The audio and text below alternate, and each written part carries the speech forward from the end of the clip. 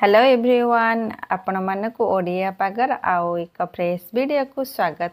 आपण माने चैनल रे नुआ थिले चैनल टी को लाइक शेयर सब्सक्राइब करेंगे। शीत दिन संध्या बेले गरमा गरम गोटा पालंग पत्र पकुड़ी ता सहित गरमा गरम चा जोटा कि तार टेस्ट पूरा अलग प्रकार।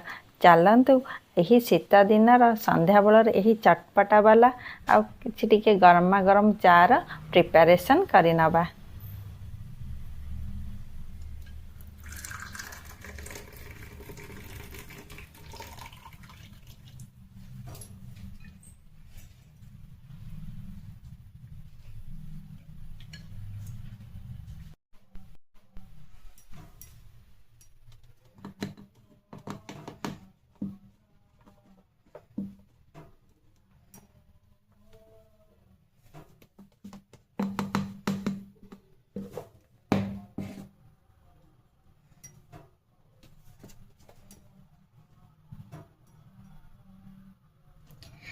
पालक पकोड़ी बनवाई मुझे बेसन नौ 2 कप पाखापाखि बेसन नहीं आ छोट बाउल रे 2 बाउल बेसन नहीं जाइए। आम कि पकई नवा जुआणी पकई नवा।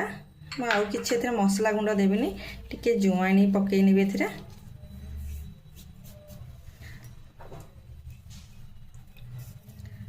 सहित किछि लुण दे नेबी।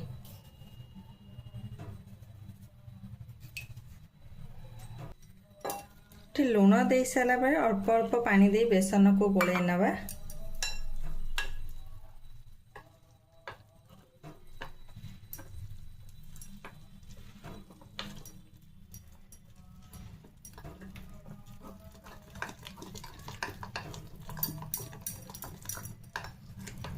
आम बेसन टाक भल से गोले नवा जमती किसी लम्स रही तो से भल से टिके टाइम लगे किंतु भल से टिके आम गोले नवा। एठी आम पालंग पत्र को काटिबा नहीं। मुझे गोटा पालंग पत्र छाणीबी तो से आम काटिबा नहीं। एठी गोटा पालंग पत्र बुड़ेकी आम छाणी नवा।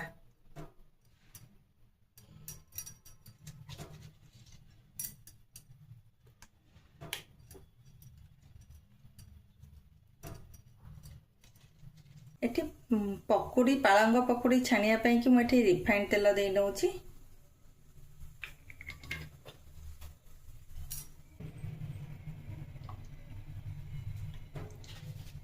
एबे तेल गरम हे आसिलानी आमे एबे गोटा पालंग पत्र को बेसन रे बुड़ेकी छाणी नबा।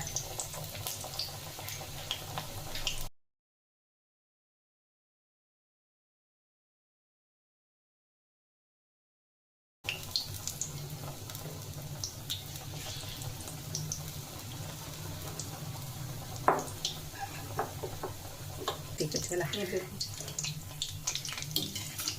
एबे पालंग पत्रटा गोटाई साइड भलसे फ्राए हो जावा पर आमे ताको ओल्टे नवा। पालंग एबे पालंग पत्र बहुत साइड भल से छाणी हो जाइए। आमे एबे सब बाहर कर नवा।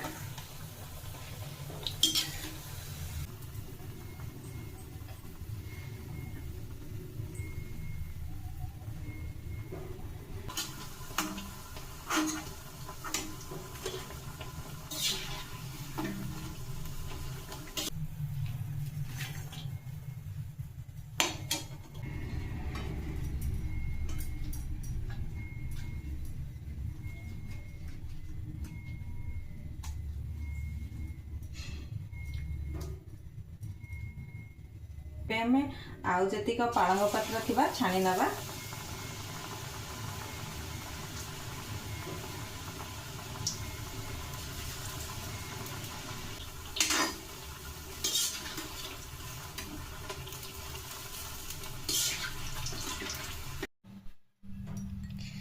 चा बनवाई कि किसी अदा आ गोटे इलायची आ किसी तेजपत्र नहीं खाली अदा और इलायची की छेचिकी चा देरे पकेबी।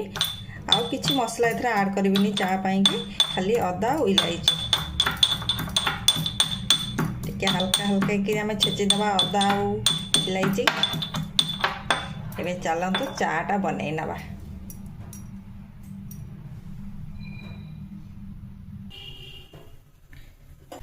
गोटे कप चा बनाया कि मु 1/4 कप पाखापाखि पानी दे नौची।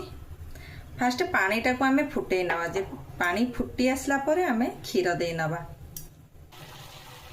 एबे पानी फुटी आसलानी मु एठी गोटे कप चा बनैबी तो एठी मु 1/4 कप पाखापाखि पानी देइछि आ गोटे फुल कप पाखापाखि मु क्षीर दे नौची।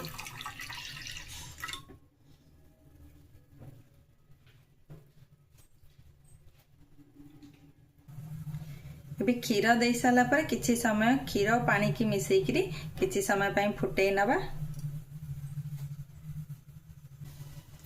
एबे हमें किछि चीनी दे नबा। चीनी आपण माने स्वाद अनुसार दे नेबे। टिके चा रे कम चीनी हेले चाटा पीबा को बहुत भल लागे क्षीर चाटा तो मुठी कम चीनी दे नउछि। एबे क्षीरटा फुटी आसिलानी आमे एबे चा पत्ती दे नबा। आपण को हिसाब रे चा पत्ती देबे। जन जन को कड़ा चा पीबा को बेसी भल लागे तो सेई अनुसार पत्ती मध्य अधिका पकै नेबे। एठी मु मीडियम माने बेसी कड़ा करिबिनी तो चा पत्ती मु सेई अनुसार पकै नउछि।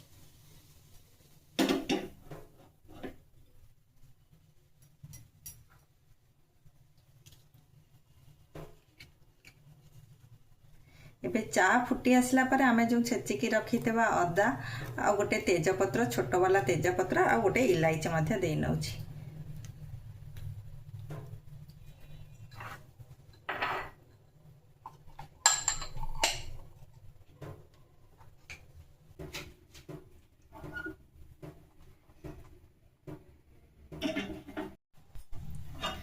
एबे चाटा किछि समय फुटी गलानी आ चा मध्य रेडी हो जाइछि। हमर चाटा पूरा रेडी हो गलानी। एबे हमें गैस को ऑफ करि नबा।